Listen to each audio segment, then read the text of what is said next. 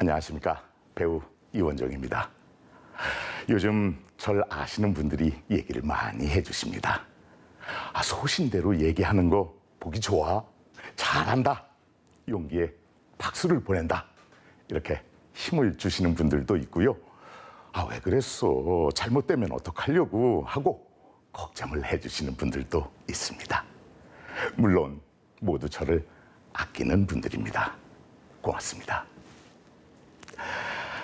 물론 이런 격려나 염려의 말만 듣는 건 아닙니다.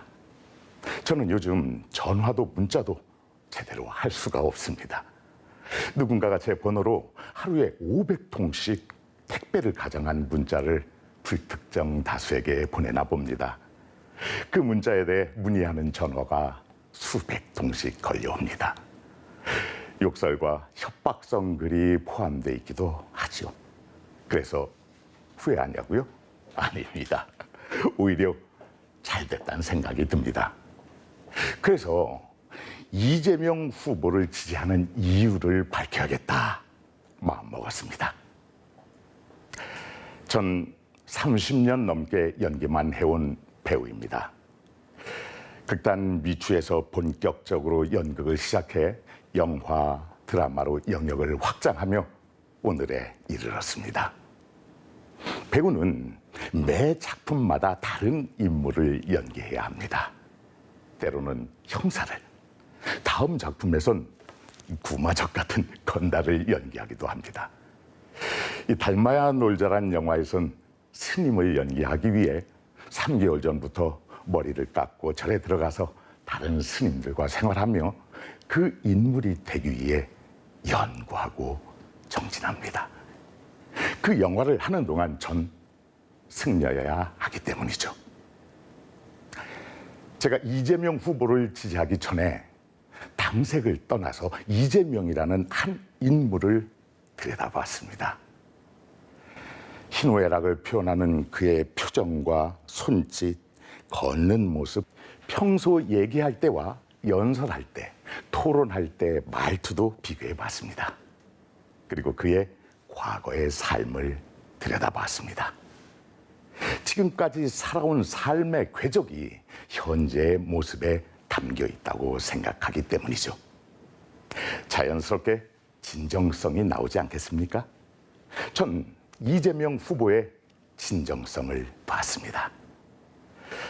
이제부터 그의 인생에 영향을 준 세 분의 이야기를 해보겠습니다. 처음 소개해드릴 분은 초등학교 교장 선생님입니다. 이재명 후보의 어린 시절은 아시다시피 참으로 고단했습니다. 수학여행으로 아이들이 들떠 있었던 5학년 때 형편이 어려워 수학여행은 꿈조차 꿀 수 없었죠. 하지만 교장 선생님은 학교 주변의 밭에서 그 또래가 할 수 있는 일을 시키고 그 대가로 일당 200원씩을 챙겨주셨습니다. 처지가 비슷한 친구 둘과 1,300원을 벌어 수학여행을 같이 갈 수 있게 됐습니다. 가난은 결코 부끄러운 것이 아니며 충분히 극복할 수 있다고 알려주시기도 했죠. 그 소중한 경험은 훗날 아이들에게 무상급식과 유치원 건강과일 공급 정책을 만드는 원동력이 됐습니다. 두 번째는 소년공 시절 만난 학원 원장 선생님입니다. 돈을 마련할 길이 없어 학원을 그만둬야 했던 이재명에게 공부할 의지만 있다면 학원비를 받지 않겠노라 배려한 분입니다. 뜻이 있는 곳에 길이 있다고 했습니다. 가족의 생계를 위해 학교 대신 공장에 다녀야 했지만 공부를 놓고 싶지 않았던 이재명. 메타작이 있는 공장 생활을 극복할 수 있는 길은 공부밖에 없다는 걸 안 이재명을 도와주고 독려해준 당시 유일한 어른이셨습니다. 이재명 후보가 외롭게 경선을 통과하며 단일 후보가 되어 여기까지 오면서 자신과 뜻이 다른 분들에게 끊임없이 악수를 청하고 설득할 수 있었던 힘은 바로 이때 생기지 않았을까요? 사람에 대한 신뢰는 지도자가 갖춰야 할 가장 소중한 덕목 중 하나입니다. 마지막으로 지금의 이재명을 만든 한 사람, 바로 고 노무현 대통령이십니다. 판검사가 충분히 될 수 있는 상황에서 인권 변호사의 길을 선택한 것은 전적으로 당시 인권 변호사 노무현의 영향이었습니다. 지금도 그 이상을 실현하기 위해 노력하고 있습니다. 현재 똑소리 나면서도 따뜻한 이재명은 그냥 만들어진 것은 아닙니다. 잘못이 있으면 솔직히 인정하고 사과하며 다시는 그런 실수를 반복하지 않습니다. 정치적 유불리를 따지지 않고 속마음을 솔직하게 얘기하고 어려움이 있으면 피하지 않고 정면 돌파하는 뚝심은 바로 노무현 대통령에게서 영향을 받았습니다. 성남 상대원 시장에서의 연설을 들어보셨습니까? 고백하듯 자신의 과거와 현재를 풀어내며 솔직 담백한 모습을 보였습니다. 전 그 연설을 들으며 흐르는 눈물을 참을 수 없었습니다. 그 자리에 모인 시민들도 함께 울었습니다. 그 어디에서도 거짓을 찾을 수 없었기 때문입니다. 여러분, 대통령은 우리의 미래를 결정합니다.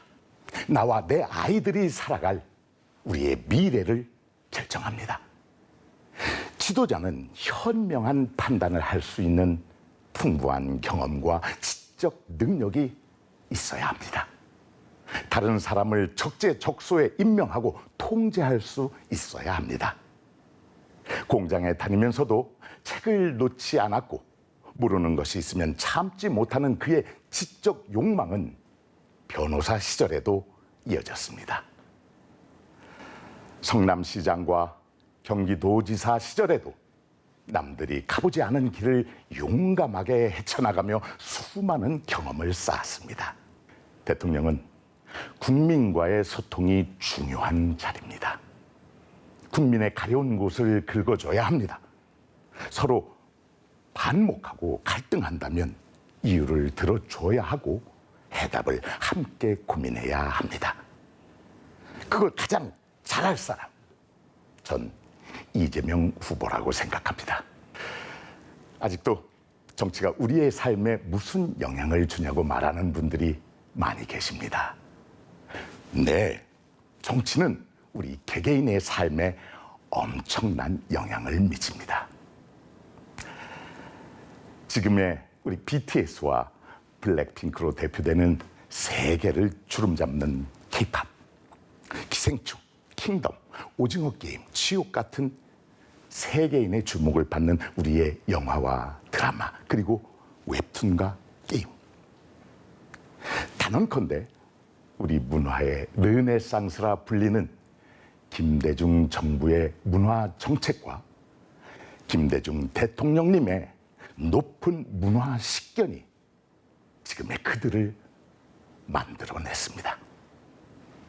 다양한 개성과 독창성을 인정하고 지원하되 간섭하지 않는다는 대통령의 식견이 군사정권에 억눌려 있던 많은 문화예술인들의 끼와 재능을 마음껏 펼칠 수 있게 해주었습니다. 그림에 노래, 순위를 매기고 영화나 드라마의 내용을 통제하며 정권의 입맛에 맞춰 찍어낸 작품에서 어떻게 예술을 말할 수 있겠습니까? 순수 예술조차 성과주의로 무한 경쟁을 시키는 것도 모자라 블랙리스트를 만들어 줄을 세운다면 기생충 같은 사회성 짙은 수작은 시제약조차 못하고 매장되었을 겁니다. 저도 얼마 전 종이의 집이라는 OTT 드라마 촬영을 마쳤습니다. 이제 내 방에서 세 개의 콘텐츠를 무한정 즐길 수 있는 시대입니다. 우리 대한민국처럼 기술력은 최고 수준이지만 내수 시장이 비교적 작은 나라에 가장 유리한 시스템이라고 생각합니다. 지금 바로 이 기회를 놓치면 안 됩니다.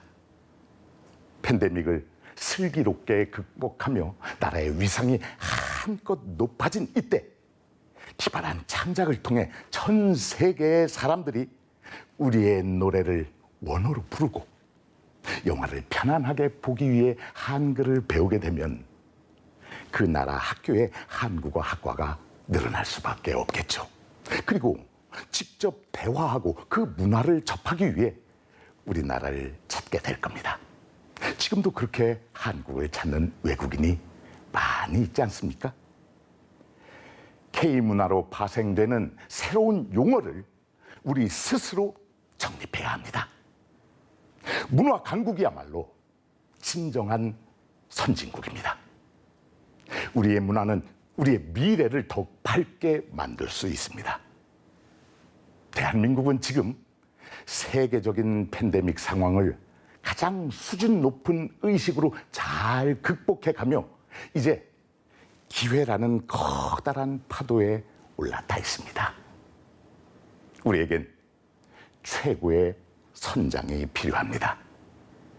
문화 강국 코리아의 꿈. 전 우리 이재명 후보를 선장으로 추천합니다. 하지만 그 험난한 파도를 헤쳐나가기 위해선 반쪽의 힘만으로는 안 됩니다. 국민 개개인을 통합하기 위해 같은 눈높이에서 칭찬하고 응원해줄 지도자가 필요합니다. 팬데믹으로 많은 분들이 어려움 속에 살고 계십니다. 소상공인, 자영업자들의 피눈물 나는 사연을 우린 매일 뉴스에서 접합니다.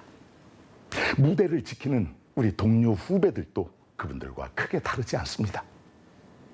이재명 후보는 가장 먼저 그분들의 손을 잡을 거라 약속했습니다. 믿으셔도 됩니다.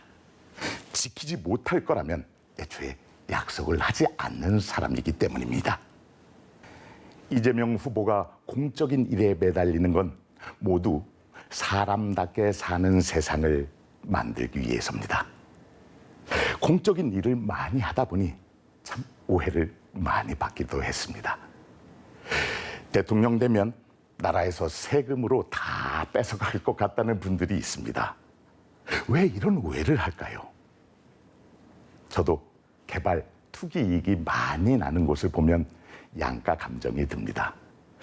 저렇게 천정부지로 올라도 돼? 뭐 나라가 어떻게 되려고?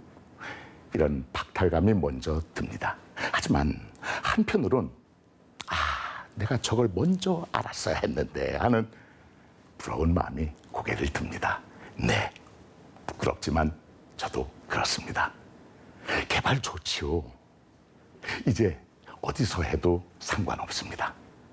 개발 차익만큼 세금을 내고 국민은 돌려받으면 됩니다. 왜 여기만 개발돼? 하는 말도 사라질 겁니다. 어디든 발전되고 가격이 오르면 모든 국민은 콧노래를 부를 수 있습니다. 대부분의 국민은 세금 내는 쪽에 해당되지 않습니다. 저같이 경제를 잘 모르고 주식도 부동산도 잘 모르는 사람이 들어도 너무나 쉽고 명쾌한 정책입니다. 뺄셈이 아니라 나눗셈입니다. 누구 걸 뺏어서 하는 게 아니라 나눠서 다 같이 잘 살자는 겁니다. 간단합니다. 불로소득 이익을 국가가 환수해서 국민들에게 환급한다. 상상만 해도 신이 납니다. 이제 부자들이 돈 많이 버는 거 응원할 것 같습니다. 사촌이 땅을 사면 달려가 함께 기뻐할 것 같습니다. 마찬가지로 제가 많이 벌면 그렇게 하겠습니다. 프랭클린 루즈벨트 대통령을 기억하십니까? 미국의 유일한 사선 대통령입니다. 뉴욕 주지사 시절 루즈벨트는 다수의 혁신적인 공공개혁 프로그램들을 추진했습니다. 당시 반대당은 엄청난 욕을 했고 심지어 자본주의에 반하는 거라며 공산당이라는 비난까지 들어야 했습니다. 하지만 루즈벨트는 최고의 주지사란 명성을 얻으며 재선에 성공하고 지사 경험을 발판으로 대통령에 당선됐습니다. 극심했던 경제 대공황을 국가 사업으로 극복하고 지금도 미국인이 가장 사랑하는 대통령 5손가락 안에 듭니다. 우리 이재명 후보와 행보가 비슷하지 않습니까? 오해받았지만 염려했지만 경험과 실적으로 증명해냈습니다. 전 50대 아버지입니다. 20대 딸 둘을 슬하에 두고 있고요. 제 또래들은 연로하신 부모님을 모시고 사는 사람이 많이 있습니다. 부모님을 위해서도 딸들을 위해서도 좋은 정책이 필요합니다.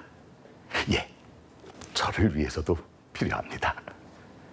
모든 세대를 위한 대안을 갖고 있는 사람이 바로 이재명입니다. SNS를 보다가 제가 빵 하고 웃음이 터진 일이 있었습니다. 어떤 후보가 대통령이 되면 국민이 고생하고 이재명이 대통령이 되면 이재명이 고생한다. 나는 고생하기 싫다. 이재명 고생시킬란다. 맞습니다. 이재명 후보는 즐겁게 고생할 사람입니다. 비틀즈를 기억하십니까? 이 대단한 그룹이 데뷔를 하기 위해 음반사를 찾아갔을 때 무참히 거절당했답니다. 새로운 스타일을 수준 낮다고 해석하고 새로운 음악을 시끄럽다고 했답니다. 반항적인 옷차림은 가난한 항구 노동자의 아들들이라 거칠다고 했답니다. 다행히 그들을 알아본 다른 음반사가 있었습니다. 그리고 그 결과는 다들 아시죠? 그 음반사는 그때부터 60여 년이 지난 지금까지도 쭉 대박을 이어가고 있습니다. 비틀즈는 20세기 영국 최고의 수출 상품이라 할 정도로 대중문화를 넘어 전 세계 문화 자체를 바꾼 밴드입니다. 우리 BTS가 제2의 비틀즈라는 별명이 붙은 걸 자랑스러워하고 있죠.